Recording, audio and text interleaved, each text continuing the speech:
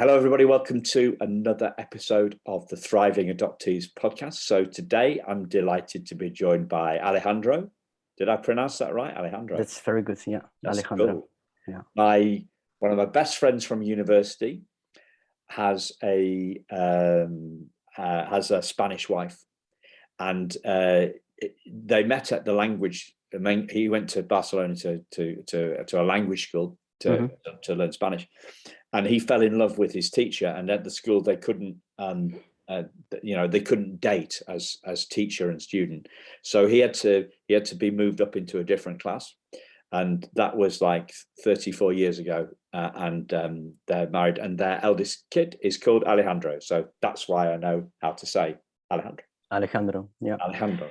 The J is pronounced like in Dutch to say like a G, like Alejandro. Yeah.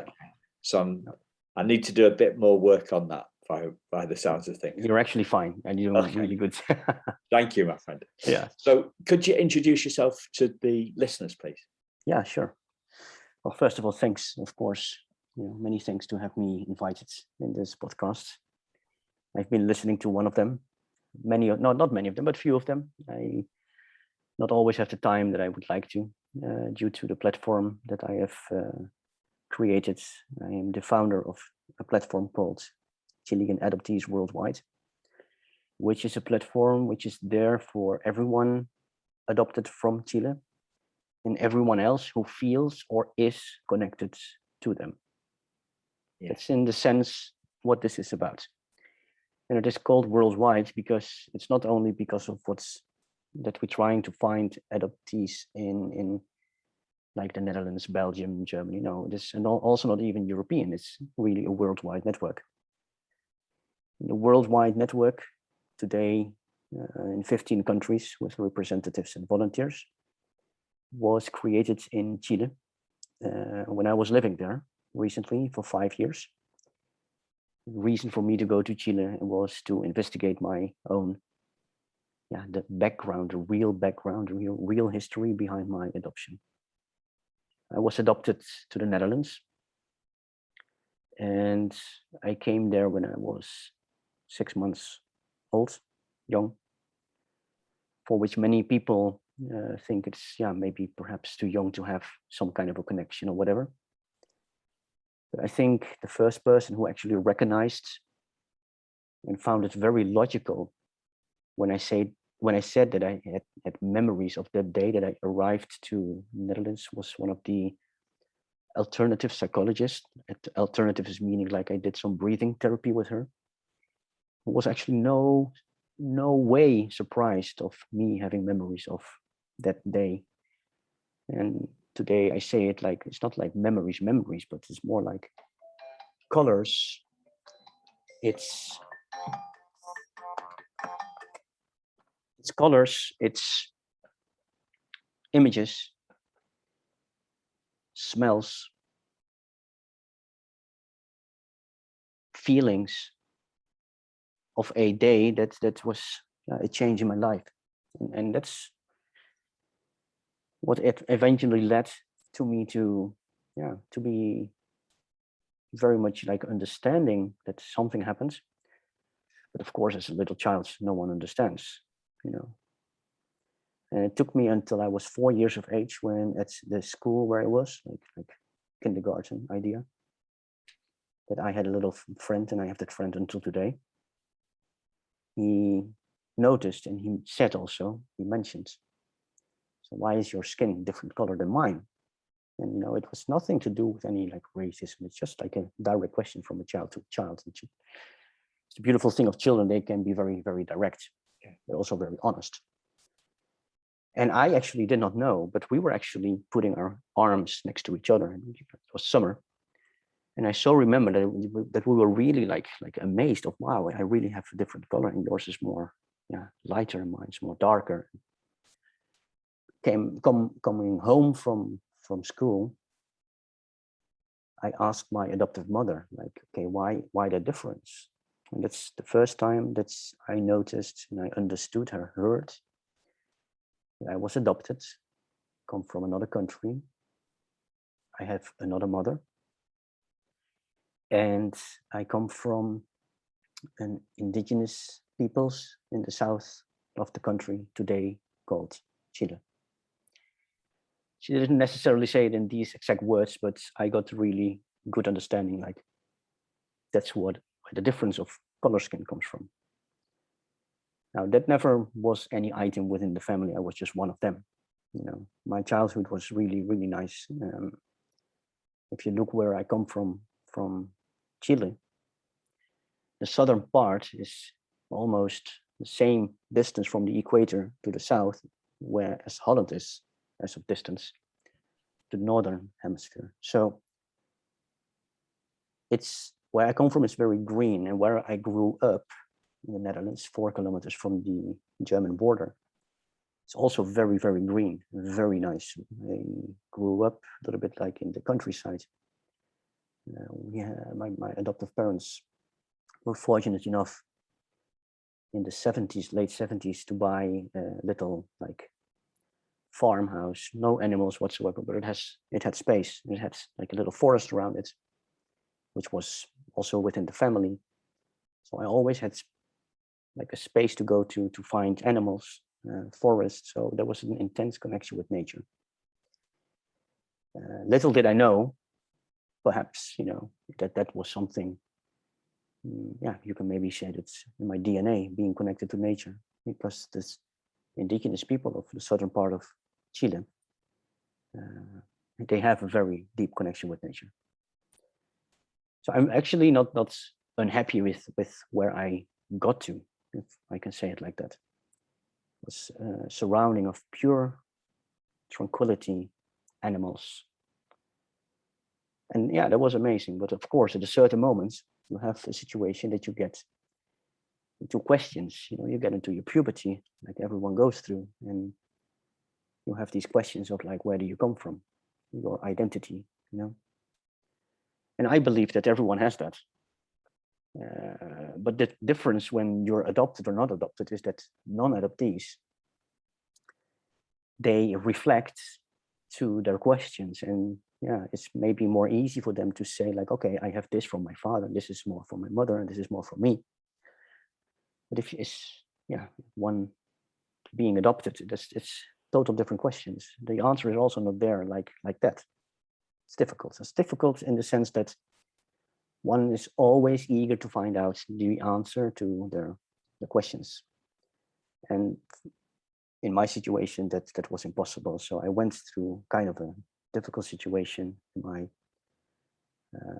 teenage years, going through many psychologists also, not being attached to any school anymore because I just couldn't focus. You know, I was just busy with what they called then being rebellious, which I recognize now to be my search towards my identity. You know, always also have to be. It's nice also to mention perhaps that, well, maybe not nice, but maybe more important to mention that adoptees or adoptees in the Netherlands, in that area where I grew up, were not present that much.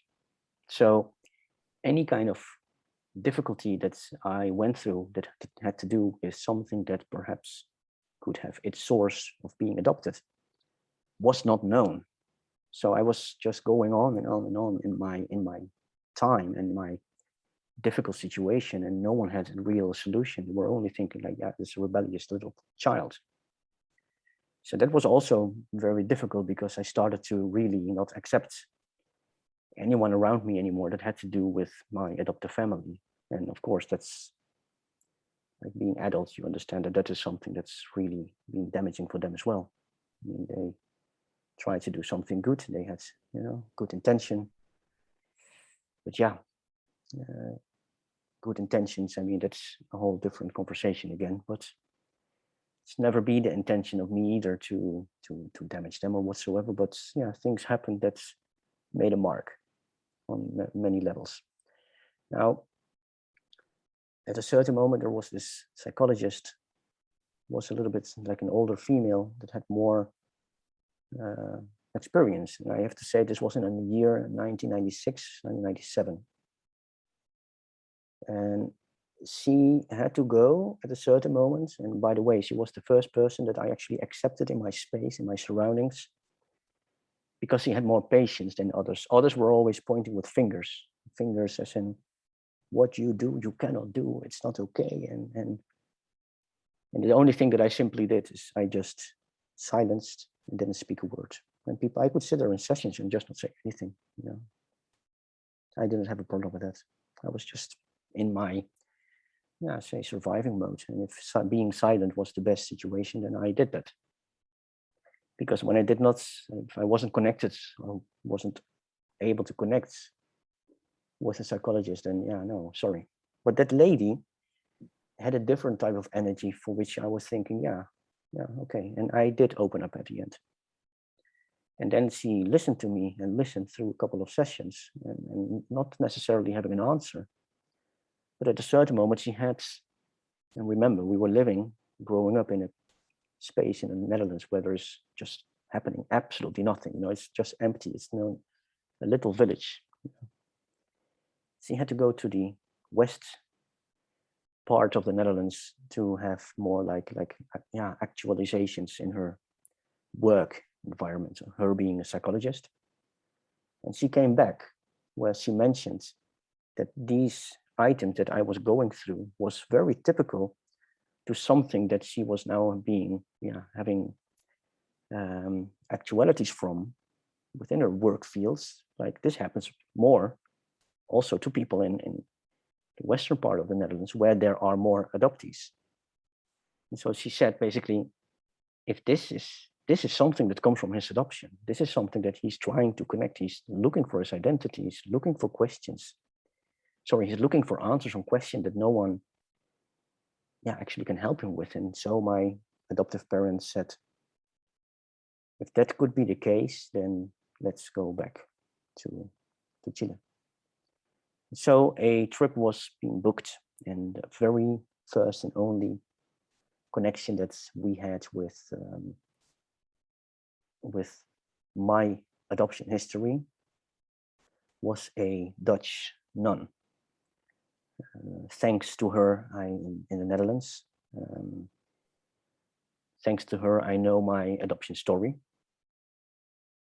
But I'm now talking in the past. I'm now talking in a situation where I did not know the real story behind everything, but I'm talking about what I knew at that moment, you know.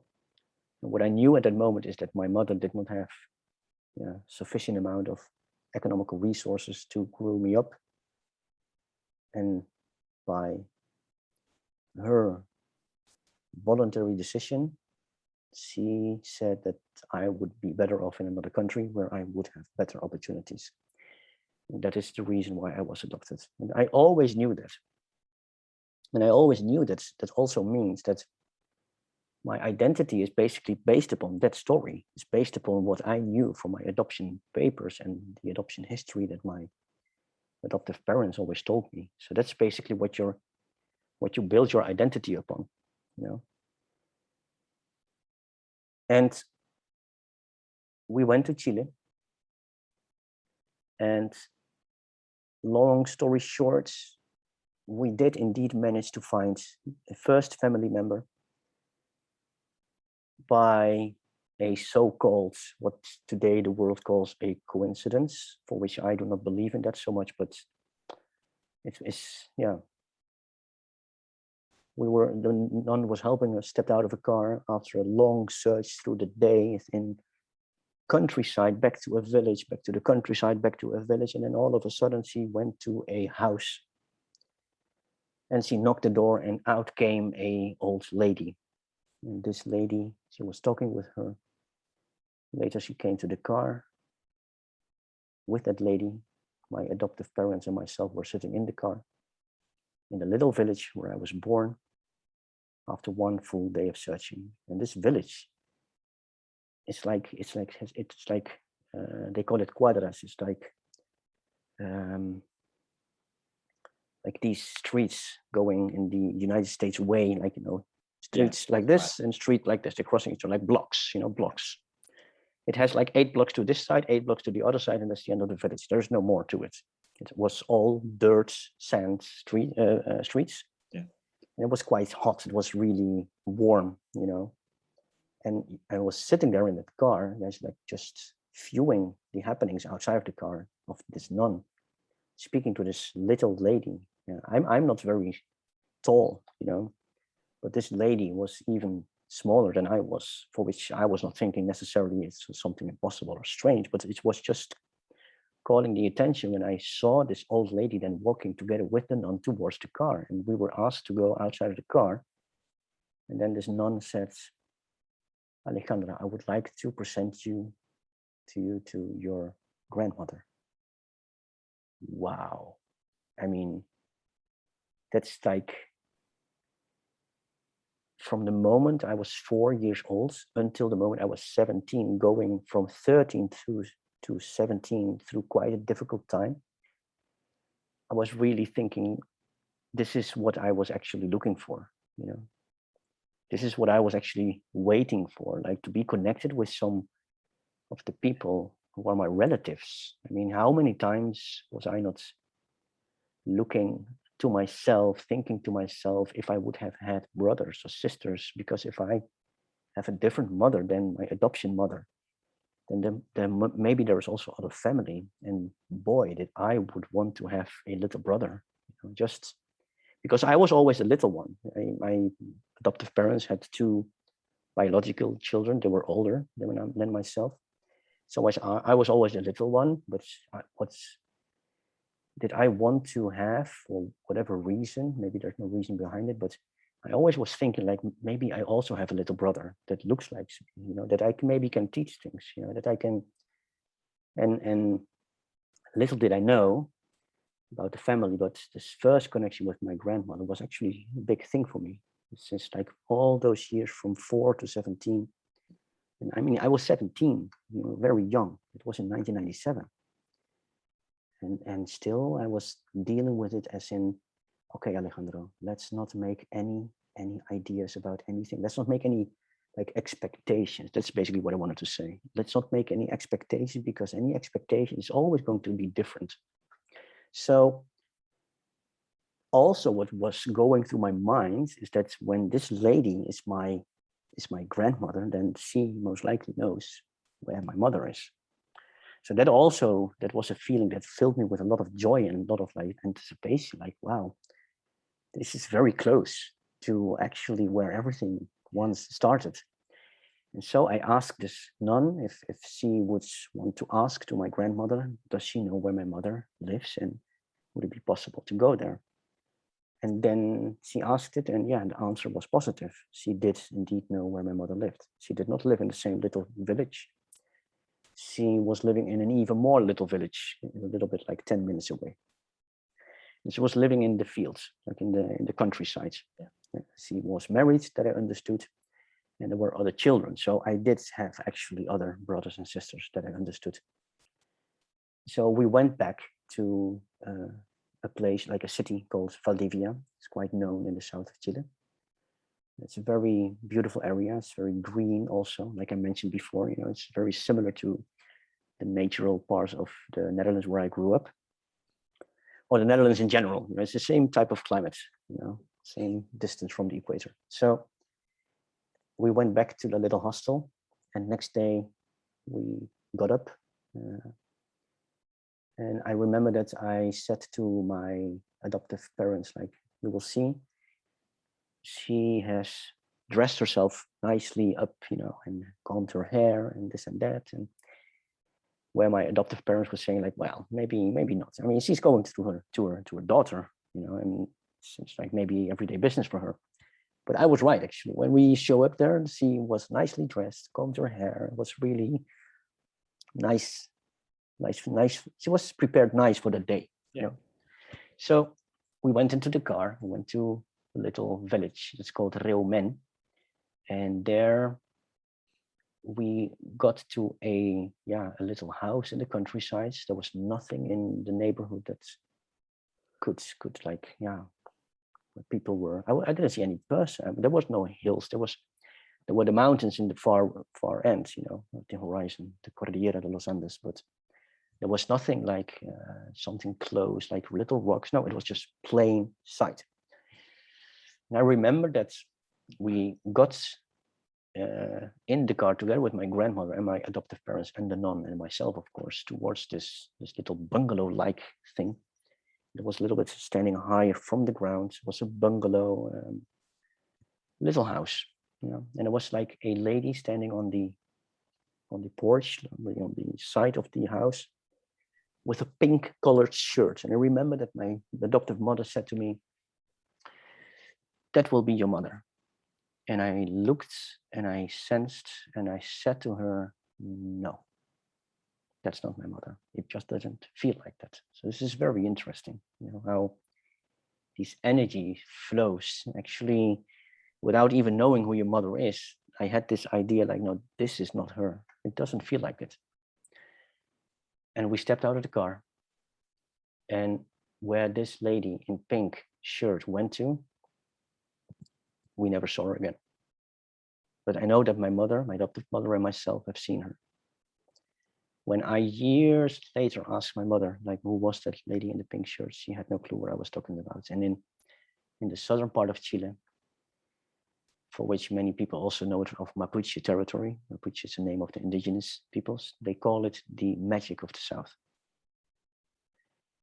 This lady in pink, we never seen again. And I knew that that was not my mother. So we got out of the car, and there was this wind blowing in my face, and situation was not awkward, but it was also not something that one is familiar with. I mean, I didn't know what to feel. But I did know that at sooner or later, very, very close, my mother, my biological mother, for which I always say my mother, because I only have one mother, she would show up at a certain moment. And I also didn't know what to feel. I mean, people ask sometimes like this idea, like, how did you feel? I don't know. I just don't know. I just don't know how that feeling can be expressed, because when my mother came to me walking from, I don't know where she came from, because there was nothing that she could have hidden behind, or where could she have been sitting or working, I don't know, but she was just coming towards me. She had a black shirt with little white patterns on it, and I remember that I was looking at her, but she was just walking towards me, like tears in her eyes, as in, it's like looking in a mirror, but to a female mirroring, like a reflection. And it was the same face, it's the same hair, the thick black hair, same type of dark eyes, and a face that I was thinking, you know, there can also not be another person that is my mother than her. It's impossible. It's impossible. So yeah, again, like, what do you feel? What do you feel? You know, I don't know. I was just not, even not blown off my feet, whatever. No, I mean, the only thing that I was thinking is, okay, if the world is now coming to an end, then at least I'm here. You know, and that's a good thing. At least I'm in the arms of my mother. And my mother is like much smaller than I am, but then still I am her son. So there is where a connection was made. And we'll jump a little bit into the next half hour of what happens. And we made a little bit of a connection, and I asked the question, like, where does my musical interest come from, my musical talent, playing a couple of instruments and having done that from very, very small. I'm a drummer. And I wanted to know where the talent came from, you know, if that's in the family. And I understood that that is something that not runs so much through the family because they don't have money for that.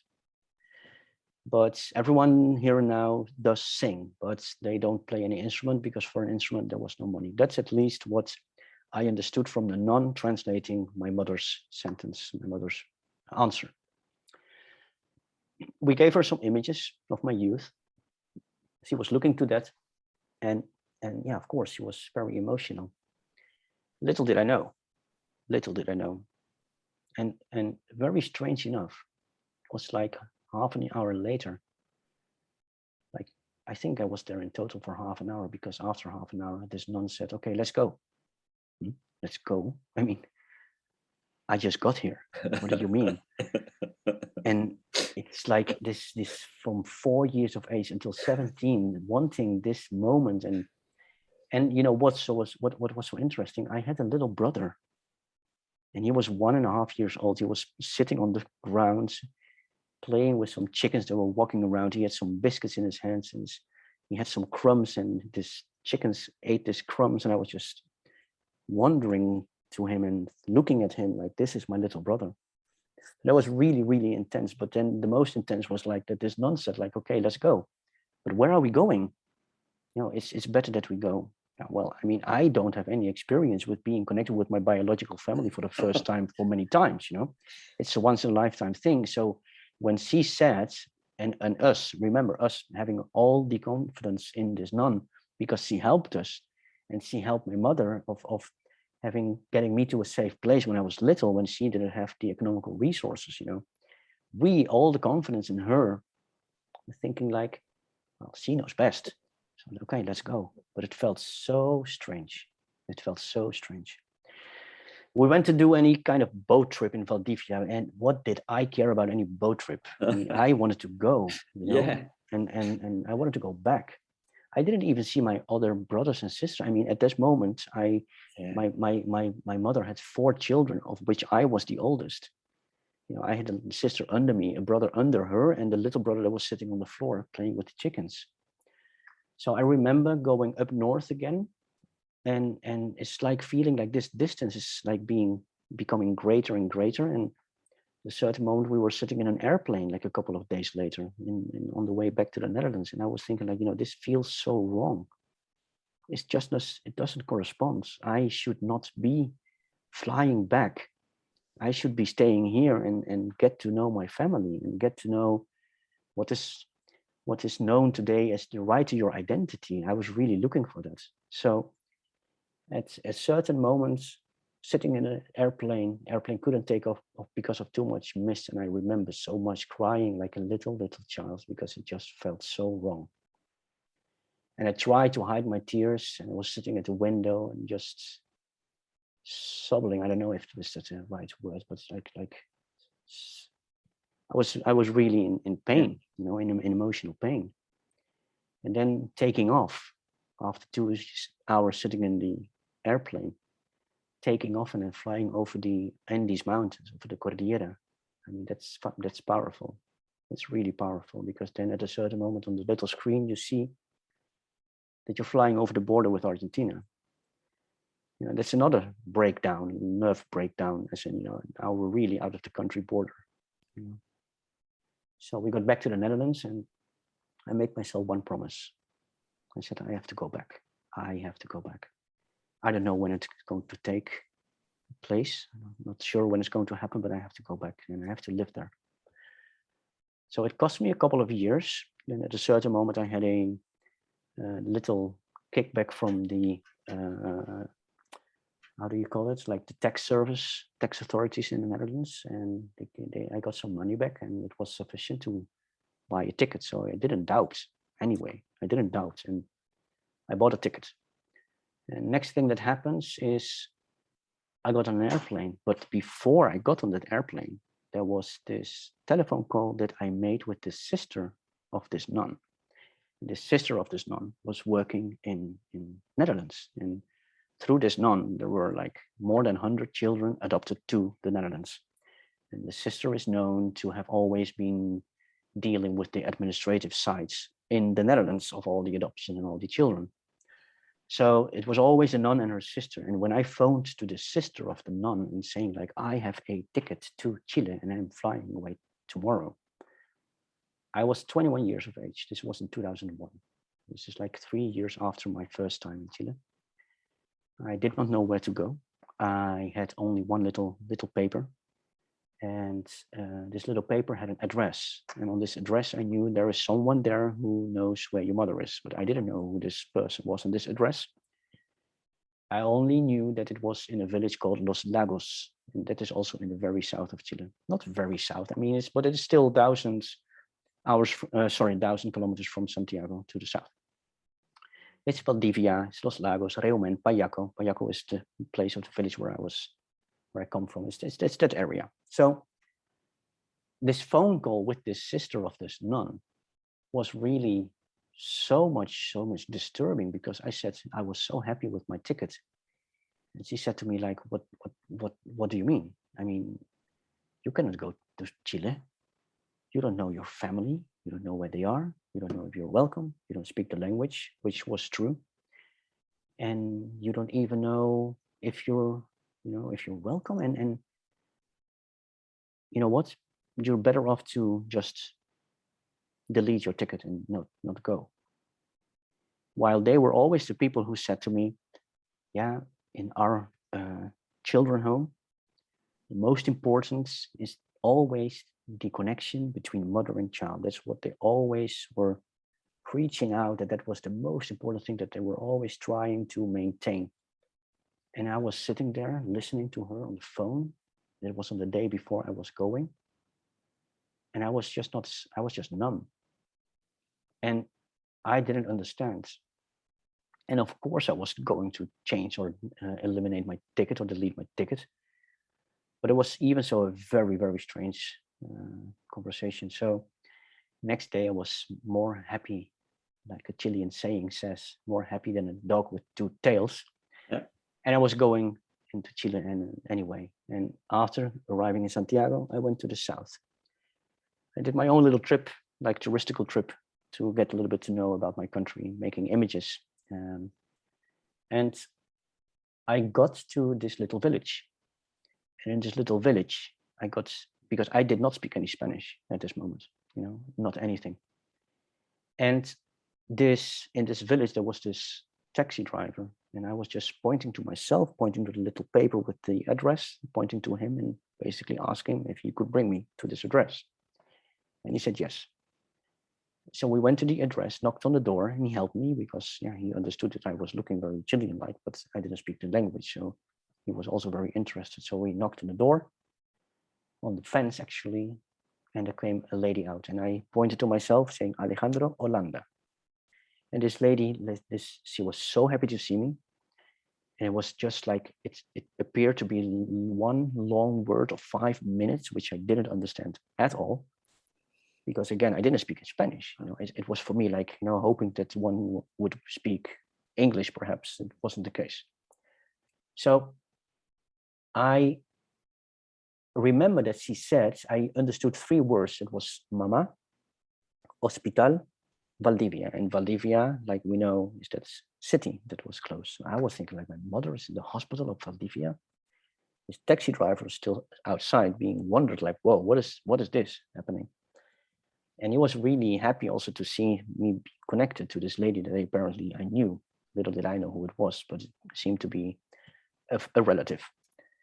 And I asked with this gesture of my fingers, like, how much to Valdivia, to the taxi driver. And he pulled up his 10 fingers and he showed me like 10. And I thought, like, okay, 10,000 pesos, that's like 10 euros. Let's go. And my aunt said, like, no, that's impossible. No, that's way too expensive. Let's go with the bus. But first, let's eat something. But with these 3 words, I was not hungry at all. I just wanted to go to Valdivia. Well, and we went to Valdivia in a little bus. And when we arrived in Valdivia, I met my mother again by, well, not a coincidence, because I don't believe in that, but this aunt, she saw my mother. She screamed to the bus driver to stop, and he had his foot on the brake. And this aunt that pulled me out, and it was showing like, hey, there on the top of the stairs, that is your mother. And it was my mother. And she never knew that I was in the country because we didn't have any contact. We didn't have iPhones like today. I mean, it's talking about 2001. Mm-hmm. And we were so happy. And I remember that I said to her, like, okay, can I stay with you or do I need to have a hotel? Because of course I didn't know. I had no clue. I had no clue where she lived. I had no clue how big her house was. And she was looking at me, and I understood, like, what are you on about? You're going with me to my house. So I was 1 week in the house of my mother, together with my brothers and sisters. And the reason why my mother was in the hospital, because there was another little sister being born. Brilliant. So everything ended up being logical. So I was 1 week in that house, and we had a really good time, although we couldn't speak, although we couldn't understand each other. But it was really my first connection with the Chilean lifestyle on the countryside, where everything it's like you're being thrown back 100 years back in time. And it is so nice to see how she makes her own bread. She has her own garden. It's almost like being self-sufficient. And her husband was milking the cows for his boss, who had a lot of land, and they lived on that land where he milked the cows. And because he did that, that house was part of the salary, so they didn't pay any rent, they didn't pay any electricity, they didn't pay any water, and they had a little amount of money each month to take care of the children, buy some food and this and that for the things they needed. So it was a very, very interesting way of life, how I saw it. And the only thing that I remember, no, there's many things I remember, but the only thing that was really getting to me is that my mother always tried to tell me something. That was one day in that week that she tried to tell me something which was really, really emotional. She got into tears, but I just couldn't understand. So at the end of the week, when I went flying back to the Netherlands, I could not have known. I just didn't know what she was talking about, but I did understand it was a really painful history. And I also knew that it had to do with me. Next year, I went again. And I was there for a little bit more time. My Spanish was not any better, but again, this most emotional, like, testimony. And it was about me, and it was about my history, and I knew it. My sister was really patient, but such a long story that she wanted to tell me consists of so much verbs and words and you name it. I mean, the context of it, you just lose it. And I wasn't good at my Spanish at that moment. I had to dictionaries, Dutch, Spanish, Spanish, Dutch, but it, you know, it was not like today, like you have Google Translate and you talk into some device and it translates it for you. No, forget it. And we didn't have any connection. I mean, we're in the countryside, far away from everything. I mean, so the next thing that happened is I flew back again in 2002. That was the second time I was with my family, solo myself, not being able to speak Spanish well enough and not being able to understand what my mother wanted to tell me. And then the next time that I was in Chile was only in 2010. And this is when I was 30 years of age. And this is basically what changed everything until the first steps that today is known as the platform. But that is not something that was configured at that time, but it did lead up to it. And what happened is that at that moment I had my own business. And for this business, I only needed to have a laptop, internet connection, and a telephone. And I got to understand that with these three things, I was able to work. That doesn't matter which place in the world. As long as those three things are present, I was fine. So I decided to go to Chile. I rented a house in Valdivia, the city where my mother also lived. But my mother lived on a different side. I also, on purpose, did not choose to live next to her because I was also thinking like, yeah, but I don't know her. I mean, I know I had a connection with her. I look like her. We are in connection for what happened and because of we are son and mother, you know, but as I also understood, you know, I don't know her. So maybe it's going to be too much if I'm going to rent something next to her or going to live even in her house, which she would love very much, but that not necessarily is a good idea. And I was opting therefore to rent my own place in Valdivia. And I rented that. It was a nice house, nice place. It had a lot of garden around it, and I had my internet connection and I could work. And this was the first time in my life that I had my mother every day taking breakfast at my dinner table. Well, yeah. For adoptees, you know, that's not something logical or something trivial, you know, of all days. For non-adoptees, it's like, yeah, okay, but that's more normal, you know. It's maybe not even worth mentioning because, yeah, there can be people who said, oh my God, there comes my mother again, you know. But for adoptees, I mean, that's totally different. It was for me very, very much like I was really amazed with being able to serve my mother with breakfast and everything that she liked. And I also noticed that in that time, in 2010, being there for 3 months, being 30 years of age, my Spanish level really went well. It really went up.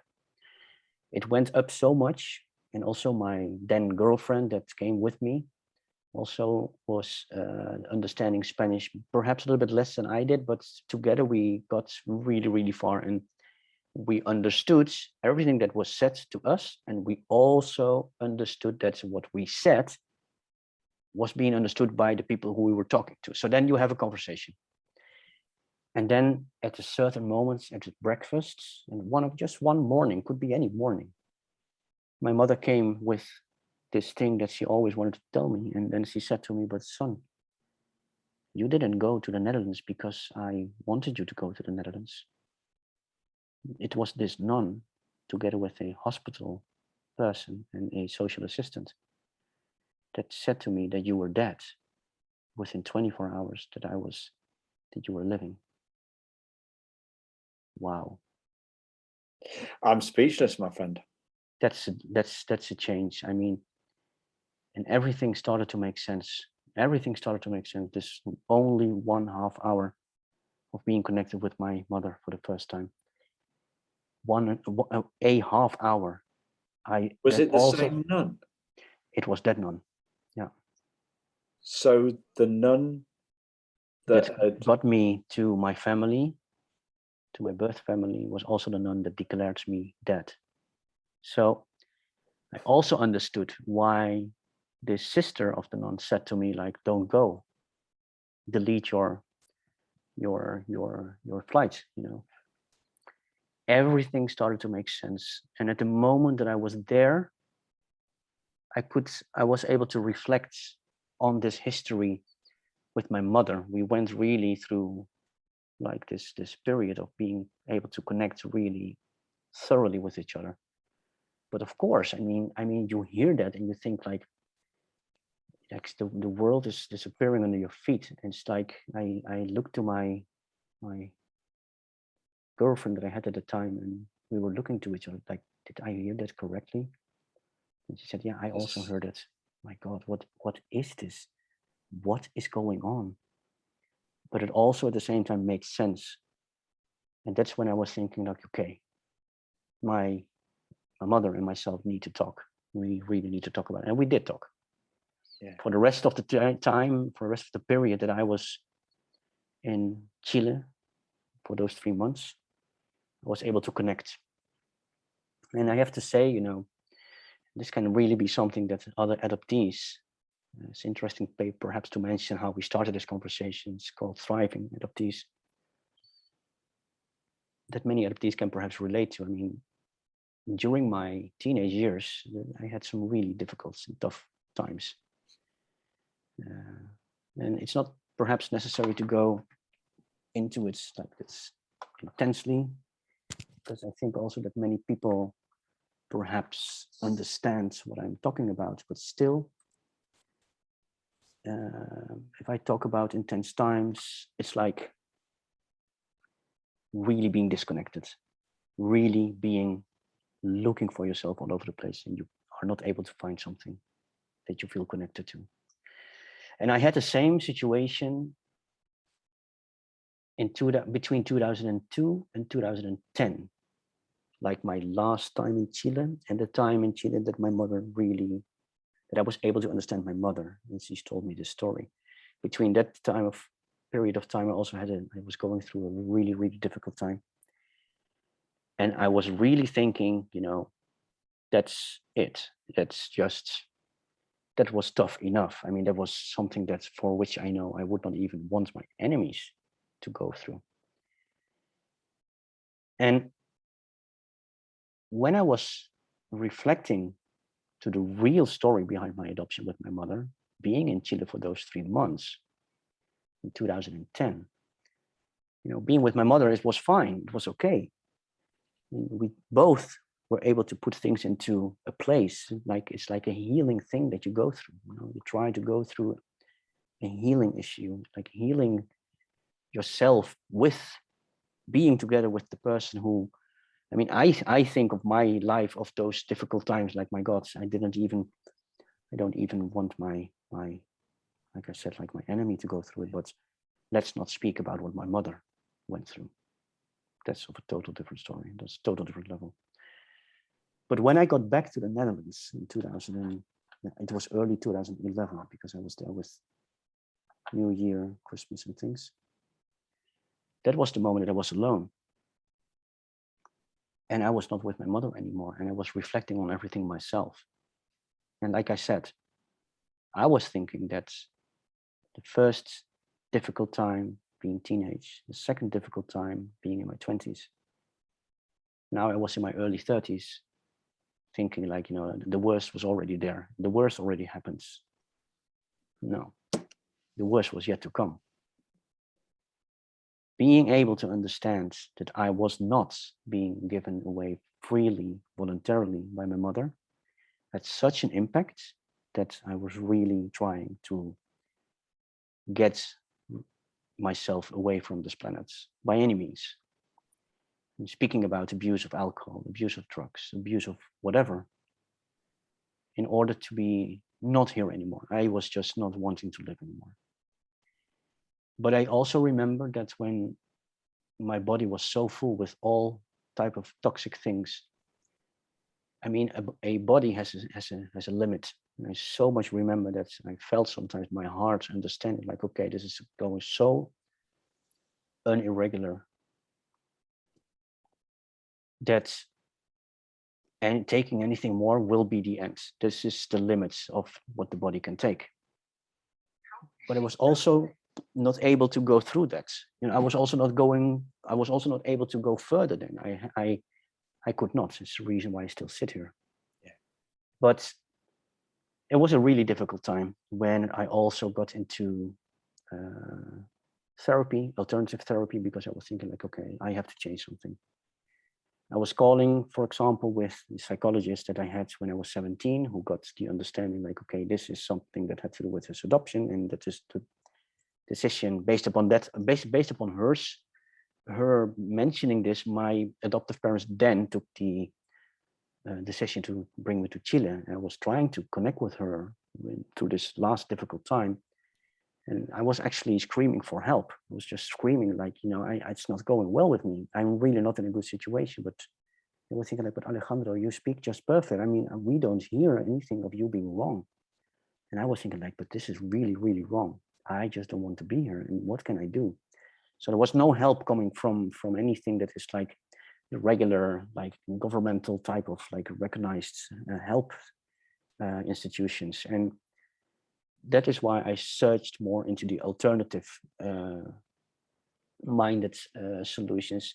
And in my situation, I started to look for a breathing therapy, because what I wanted, it's like with this breathing therapy, I was in the understanding that it's not like direct hypnosis, but it was even so with managing your breathing, the way how you breathe, you can go very far back in history. And my idea was to go back before the first memory that I have. And the first memory that I have is, like I mentioned, the day that I got into the Netherlands. And I wanted to go back before that time, and perhaps even go back even further before I was born. I wanted to go into like these feelings and these energies that my mother went through, like being pregnant of me and then being born. And that was the intention. And she said it is possible. But when I was then laying, for example, I mean, it was a very, very good therapy. I had, for me, it was the best thing I then could do, because it got me away from my abuse of stupid things. But it also got me to understand that I got, like I mentioned in the start of this interview, this conversation, she was the first person that recognized, like, yeah, if you say that you were half a year old and you have memories, that's not very strange, she said. You know, and that was the first person that really said that to me. And I was thinking like, my God, finally someone who sees it, who understands it, has to do with trauma, being separated. So I was laying then on the table, and she went with her hands over my body, and she got to my feet, and she also said like, my goodness, your feet are really cold. And I said, well, yeah, I only know my feet being cold. But that's how I know it. I live with that for all my life. I mean, I was at the time was 32 when I asked, 33 when I asked for this alternative way of dealing with myself. And it was 34 years of living on cold feet. I was not being I knew that being myself, part of myself. So she then said, okay, yeah, that's, and we went into the therapy, but always these cold feet were always a part of the sessions. So at a certain moment in 2013, I had to go to Chile because my company was still active. Yeah, I had a company at that moment in transportation and logistics. It was still active, and we gained a customer from Chile, and we were dealing then with importing wines from Chile to the Netherlands and from the Netherlands to the rest of Europe. So we were doing really, really good. But I had to register my company, and I got into contact with a friend that I still have today. He's called Luis. And we were talking about my history of being adopted. And then for some reason, we got to like, okay, let me send you my adoption documents. And he said, hey, there is a so-called root number in here. What is a root number? It's like a social security number. It's like your identity number. It was my Chilean identity number being in these documents. And he said like, whoa, you know what? This number is still active. You are a Chilean citizen. I said, what? You are a Chilean citizen. So he got me to understand that I was a Chilean citizen, and I was actually able to get my passport, my identity card of Chile. And I can tell you one thing, that was really an amazing thing, because I was adopted. And then he said like, but what I understand, and he says, I'm not a lawyer, but he was older than I am. He's now, I think, 66, 67. He has a lot of experience. And he said, like, I'm not a lawyer, but looking at these documents of yours, you're not adopted in Chile. You're adopted in the Netherlands, but not in Chile. And something happened why your own identity with which you were born is still active here in Chile. So you can actually go and he got to print my birth certificate. And what he did there is something that we today use within the platform to help other people find their families. But he is basically the one who got me to understand how this all works. So he got a birth certificate out of the system, and that was one of the revelations. Like, my God, whoa, I am a Chilean citizen. And he said, yeah, you can live here, you can work here, and you can even vote. Whoa, I mean, there's no difference between me or any Chilean citizen that never left the country through an adoption. It made me a full citizen. And that is also when I was going there, creating the business under my Chilean name. I had my passport all of a sudden, and there I was. And that is what we today call and refer to also within the platform by making awareness. This is what we refer to as the double identity. It's not a psychological situation. No, this is a legal situation of having two different identities where we were adopted in our country of like destination, if I might call it like that. But that's adoption being a decision of a judge was never legalized back to Chile. That is why in Chile I was never eliminated from the civil register. Yeah. And little did I know, and we will come to that in a little bit, in a couple of minutes. But yeah, this was the first item of me being a Chilean citizen and being able to start a company, which I did. And my friend Luis was living in San Felipe. He still lives there. And San Felipe is climate-wise a little village of extremes. During the day, it is 40 degrees in shadow, and in the night, it can be freezing. So in the early morning, I was there with my flip-flops. We're going to Santiago to some meetings. And he was always saying, but you're going with flip-flops, you're going to get sick because it's really cold. I said, yes, but later in Santiago, it's going to be so hot. And I'm going to be so happy that I have my flip-flops where you have your closed shoes. So when I came back to the Netherlands and I got back to this lady doing this sessions with me, and one of the first things she asked, like, Alejandro, how was Chile? Yeah, and I said, it was amazing. And she said, how were your feet? And then I was thinking of what Luis said. He said, you're going to get sick. And I said, no, my feet are not cold. And I said to her, my feet were not cold. And she said, you know why? Said my therapist. She said, I think that is because here in the Netherlands, You're not in your territory. I can tell you that was the last session that I did with her. I literally packed my bags and I went with my family, the mother of my children and my 2 children. We went to Chile in 2014, and I was going to Chile and I was going to find out everything behind my adoption. I was going to find out anything.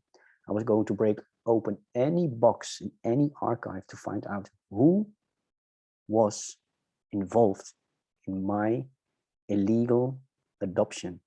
Illegal when my mother did not ever want me to leave, but it was decided for her by declaring me dead towards her, how we got separated. That is how we got separated within the first 24 hours that I was alive.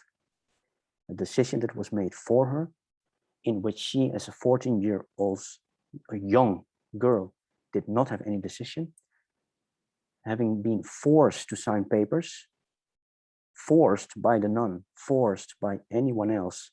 And that is how we got separated. And I was going to find out anything and everything that had to do with that. And I was just not to be stopped anymore. And that's where my adventure in Chile came about. I was making a lot of noise in Chile. First, of course, I was making sure that I had an income.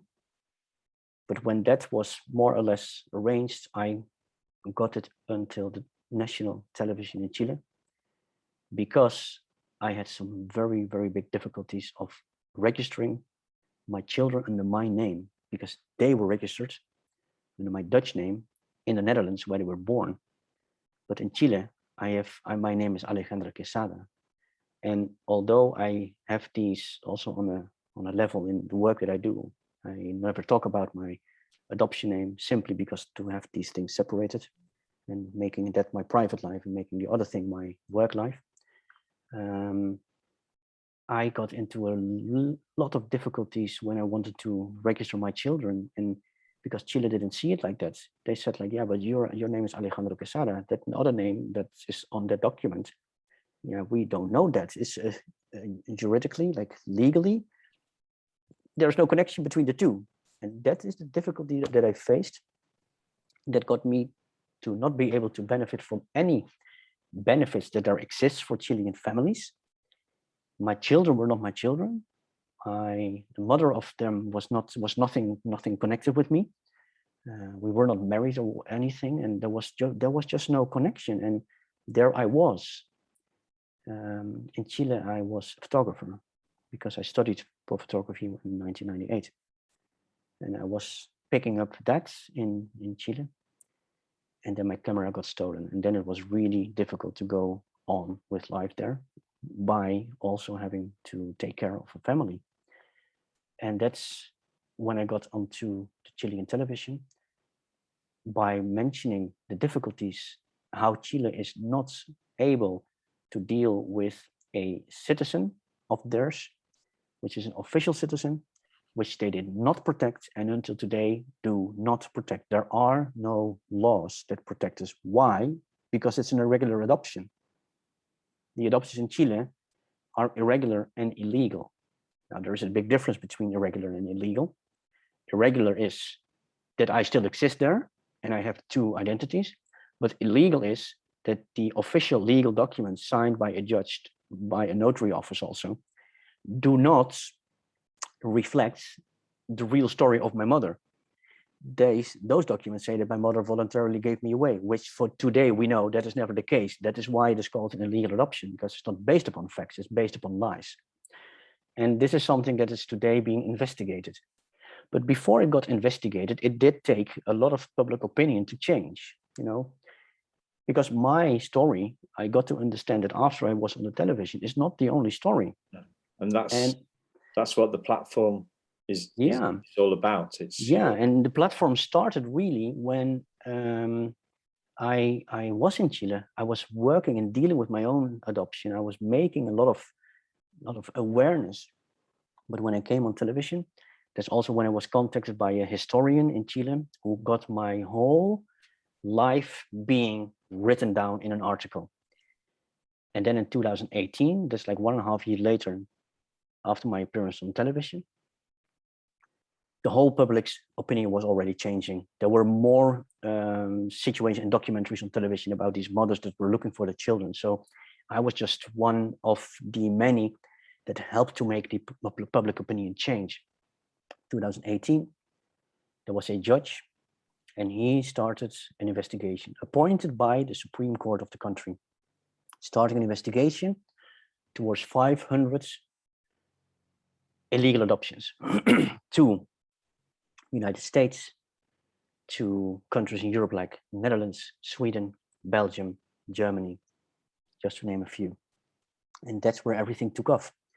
And that is where I was already in connection with many people. Many people already knew that I was living in Chile. The idea of helping adoptees from Chile to connect with their families was already there, of course, but we did not know how. But once this investigation took off in Chile, this official investigation that is called the investigation towards illegal adoptions and child trafficking, that is when we were thinking like, no, but this has to go into the world. No one in the other countries, like I initially, they don't speak any Spanish. Adoptees don't speak Spanish, but they even so have to know. That is where the websites got launched, which I did myself. I got a domain. I was doing the service for my customers, like making websites, and so making my own website for the community was just a couple of clicks away. All the social media platforms, they were having an account more, which was the Chilean adoptees account in Facebook, in Twitter, and Instagram, in order to make awareness, not in order to make like more noise, because the noise is already there, but to really get into the world, what is happening in Chile and what is being investigated, so that when adoptees who think by reading their documents, we hope to trigger them to not only look into the documents where there is usually a different thing stated than the mother or their family would state. And in all the cases that we have today seen, which is somewhere between 300 and 500, and literally we don't take count. We don't put those cases like, okay, this is search number 1, this is number 2. We were already a number, you know. For us, the adoptees have a name, so we work with names. But I think that the amount is between 300 and 500, and of all of them, I think I can say that 1% is regular and not illegal, and the rest of them, it's all illegal. And that has to be, I mean, if I believe that it is necessary to have a platform, and to me is being asked like, okay, what's then the reason? When I was getting down with my own history of being not voluntarily handed over by my mother to the nun, then I can simply tell you, like I told a little while ago, that when I was understanding my real history, it was like falling down 10-story building. You fall down on the floor, you lose all your teeth, you see them laying in front of you, you try to put it back, it's never going to be the same again, never ever. And this platform is there for everyone who is Chilean adoptee, who finds out the real story of their adoption, for which in many cases there is a different story separate from their adoption documents, but there is another story behind it, that if one falls and is about to lose all their teeth, there is now a platform, there's now a network, which is actually a net that captures you before you hit the ground. Yeah. That's what this is all about. Indeed. So what emotional impact, how would you sum up the emotional impact on yourself from this life? I think that many of the impacts that I have had and gone through emotionally in the course of my life took place in my teenage years, in my 20s, in my 30s. And I think that going back to live in Chile with also all the difficulties, but also all the non-patient people in Chile that don't really are able to deal with people who don't speak the language very well. It's a really rough country. It's really like being thrown back in time 50 years. I'm sure that they don't like to hear this, but I'm sure that I can tell them a little bit more if one would like to hear about how I was dealing with the situation. I speak today 4 languages, of which Spanish today is really, really good. But of course, I will speak it with an accent. But yeah, who cares? But apparently, people do care sometimes, and they find it important to mention that. And then you have a story to tell. And then you tell like, yeah, your English is fantastic, my friend. But it's nice to hear. yeah. But in Chile, for example, they will always say like, why have you got this? Why do you speak so strange?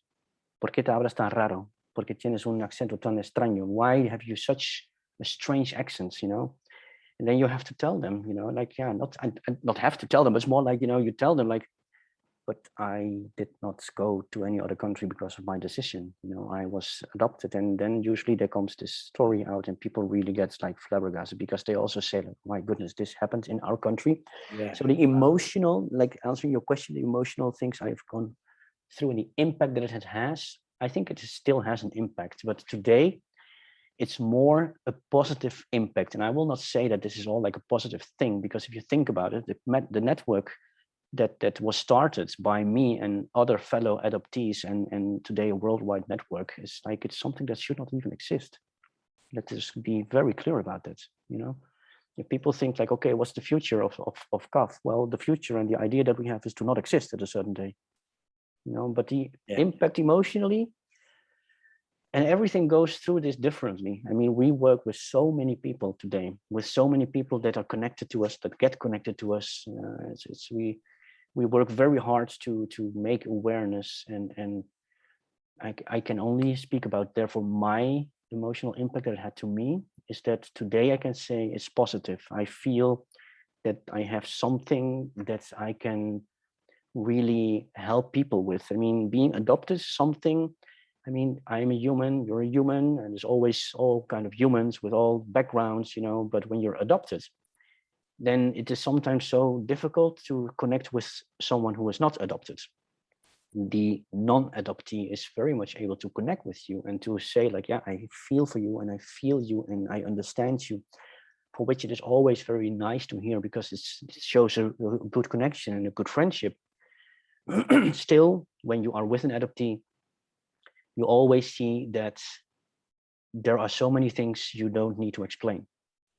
And that is nothing bad to the non-adoptees, absolutely not, because they are so important to us as well, to sometimes just ventilate.